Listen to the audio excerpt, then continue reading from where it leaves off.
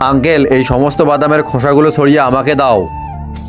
সমস্ত বাদামের খোসা? কিন্তু বেটা, আমি তো এভাবেই বিক্রি করি। কিন্তু আঙ্কেল, আমাকে তো খোসা ছাড়িয়ে নিতে হবে, নয়তো আমি খেতে পারবো না। আমি এতগুলো বাদামের খোসা কিভাবে ছাড়াবো বেটা?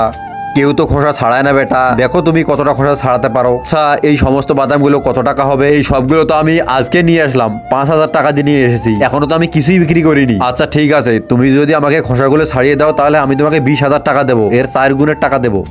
20,000?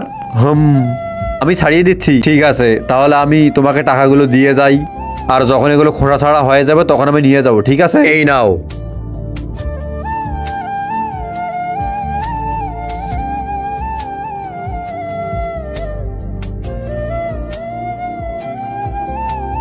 আরে এই যে নাও বাদাম। বাদাম? আর এগুলো কি? এগুলো তো খোসা ছাড়ানো বাদাম। এই দুইটা ছবির ভেতর থেকে যে কোনো একটা ছবিকে ভালোবেসে থাকলে ভিডিওটিতে লাইক করে চ্যানেলটিকে সাবস্ক্রাইব করে দাও। আর যদি না করো তাহলে আমি বুঝবো তোমরা ছবি দুটোকে ভালোই বাসো না। আর কমেন্টে লিখে যাও আমিন। পাগল হয়ে গেছো? এতগুলো নিয়ে এসেছো, কে খাবে এগুলো? আরে কাউকে সাহায্য করে আমি এগুলোকে নিয়ে আসলাম। কিসের সাহায্য? শোনো তাহলে, বাবা মা তো হসপিটালে ভর্তি আর তুমি এখানে কাজ করতেছো।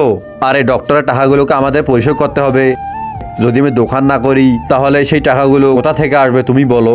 আরে তুমি তো ভালো কাজ করেছো।